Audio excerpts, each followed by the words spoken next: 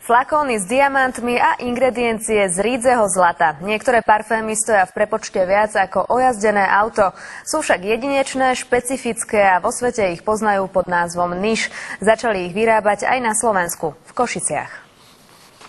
Niche parfúmy sú opakom masovej výroby, dostať ich v limitovaných sériách. V mnohých atribútoch má ich výroba blízko k umeniu. Podarilo sa nám vyrobiť kvalitu niche parfémov, ktoré sú akceptované v Paríži. Kľúčom k správnemu niche parfému je originalita a snaha odlíšiť sa od ostatných. Je to niečo, čo je atypické, nie je to vidieť všade, je ťažko sa k tomu dostať. Práve preto tieto vône vyhľadávajú celebrity, politici, herci či speváci. Medzi najznámejších patria Angelina Jolie, Brad Pitt, Madonna, ale aj George Bush či Vladimír Putin.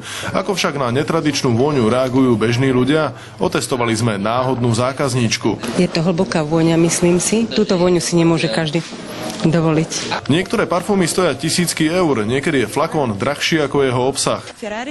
Ferrari tiež nevyrobí každý rok nový model auta. Chce to čas, aby vzniklo niečo skutočne krásne.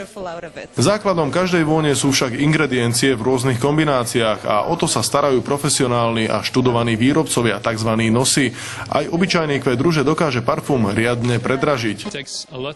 Chce to veľa kvetov, možno až 10 000 kusov ruží, aby ste vyrobili kvapku ružového oleja.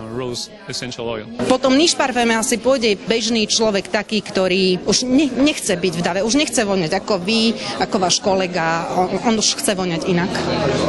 Ďakujem veľmi pekne. Aj za rozhovor. Ďakujem. Z Košíc Dušan Tokarčík, televízia Markíza.